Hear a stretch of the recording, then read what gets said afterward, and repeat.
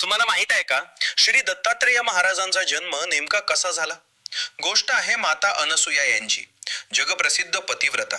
त्यांच्या कीर्तीने प्रभावित होऊन सरस्वती, लक्ष्मी आणि पार्वती या तिन्ही देवपत्नींनी ब्रह्मा, विष्णू आणि महेश यांना एक अद्वितीय परीक्षा घ्यायला सांगितली. ब्रह्मा, विष्णू, महेश म्हणजेच त्रिमूर्तींनी संन्यासी रूप धारण केले आणि अनसुया मातांच्या आश्रमात आले आणि त्यांनी एक विलक्षण मागणी केली. माते, आम्हाला भिक्षा द्या, पण नग्न होऊन. क्षणभर धक्का बसला, पण अनसुया माता शांत होत्या.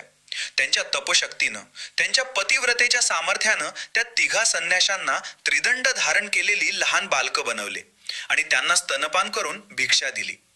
तेवढ्यात सरस्वती, लक्ष्मी व पार्वती अनसुया मातेसमोर नतमस्तक झाल्या. मातेनं त्या बालकांना पुन्हा त्रिमूर्तींच्या दिव्य स्वरूपात आणलं आणि त्या प्रसन्न त्रिमूर्तींनी वर दिला. माते, आम्ही तिघही